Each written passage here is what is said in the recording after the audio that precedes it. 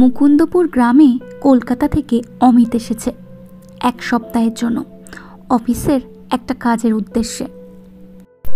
Station থেকে নেমেই হাঁটা শুরু করলো অমিত। আজকের দিনেও দাঁড়িয়ে গ্রামটি হালনাগাদ নয়, ভ্যান রিক্সাও খুব একটা পাওয়া যায় না, তাই অগত্যা পায়ে হেঁটেই যেতে লাগলো অমিত। অফিস থেকেই থাকার জন্য একটি বাংলো বাড়ির ব্যবস্থা করেছে, যেখানে কেউ থাকে না, একজন কেয়ারটেকারই দেখাশোনা করে। বাবু বাবু আপনি এসে পড়েছেন? রাস্তায় আসতে কোনো অসুবিধা হয়নি তো? আমি আপনার ঘর পরিষ্কার করে রেখেছি, চলুন চলুন আমার সাথে চলুন।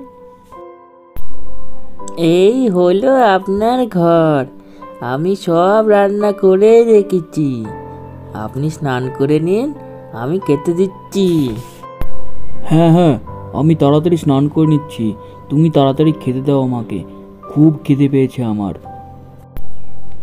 বাবু আর একটা কথা ছিল, রাত্রে আমি এখানে থাকি নে, বাড়ি যাই, রাতের রান্নাটা করে রেখে যাব, খেয়ে নেবেন। আর বলছিলাম কি, একটু দেখে শুনে সাবধানে থাকবেন। কোথায় আমি একটু আরাম করব তা না, এই গরমে একে তো কারেন্ট নেই, তার উপরে এই মোমবাতির আলোয় আমাকে কাজ করতে হচ্ছে। উফ। একটি দমকা হাওয়ায় মোমবাতিটা নিভে গেল। ঘরের পরিবেশটা কেমন একটি অস্বস্তিকর শ্মশানে পরিণত হয়েছিল। কারণটা অমিত বুঝতে পারল না। অমিত মনস্থির করলো ছাদে গিয়ে দাঁড়াবে। ঘরে বড্ড গরম। ঠিক তখনই একটা মৃদু কান্নার আওয়াজ তার কানে আসলো, কিন্তু অমিত তাতে কোনো গুরুত্ব না দিয়ে ছাদে চলে গেল। বড্ড গরম পড়ছে, যাই একটু ছাদে থেকে ঘুরে আসি। ছাদে এসেও কোনো লাভ হলো না, একটুও হাওয়া নেই। কেন যে এতো গ্রামে আসলাম আমি। কিছুক্ষণ দাঁড়ানোর পর অমিতের গাটা যেন ভার হয়ে গেল। সে না পারল পেছনে ফিরতে, না পারল সামনে এগোতে। মনে হচ্ছে কেউ যেন তার পাটা আটকে ধরে আছে।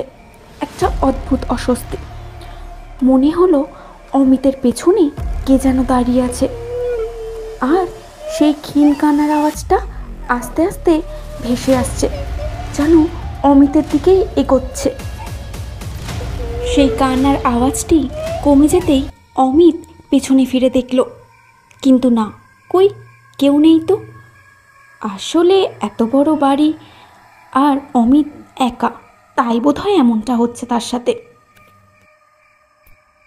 অমিত ঘরে গিয়ে শুয়ে পড়ল, কারণ কাল সকালে তাকে আবার অফিস যেতে হবে। পরদিন সকাল হতে না হতেই সেই কেয়ারটেকার বাড়ি আসলো। এসে অমিতকে জিজ্ঞাসা করলো, তা বাবু, রাত্রে থাকতে আপনার কোনো অসুবিধা হয়নি তো? না, তেমন কোনো অসুবিধা হয়নি আমার। তুমি তাড়াতাড়ি আগে রান্নাটা বসাও, আমাকে অফিস যেতে হবে। অফিসে যাওয়ার পথে অমিতের সাথে একটি গ্রামবাসীর দেখা হলো। সে অমিতকে ডেকে কিছু কথা বলল।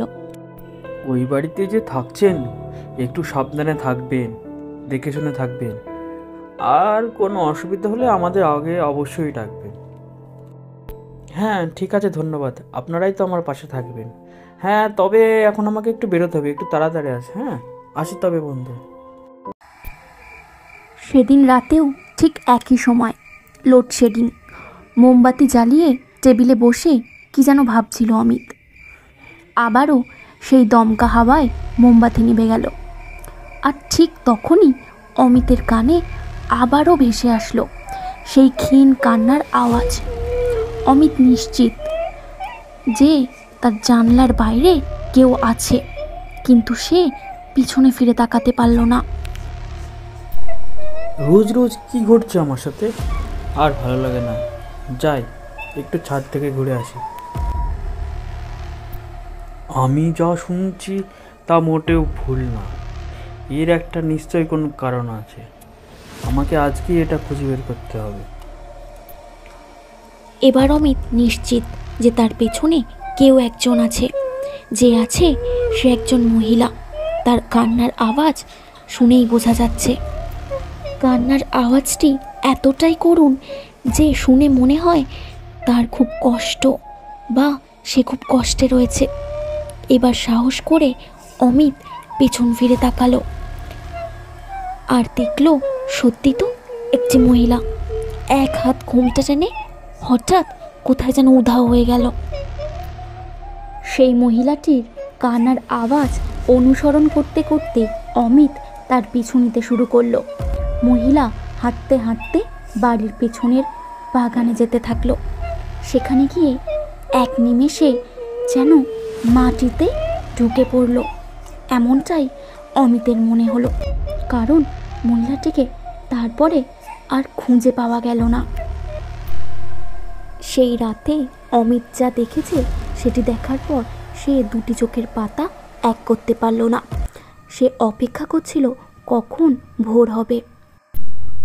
পরদিন সকালবেলা যখন সেই কেয়ারটেকার আসলো তখন অমিত তাকে জিজ্ঞাসা করলো, আমাকে এই রহস্যটা খুলে বলুন, কেন লোকে এই বাড়িতে থাকতে চায় না?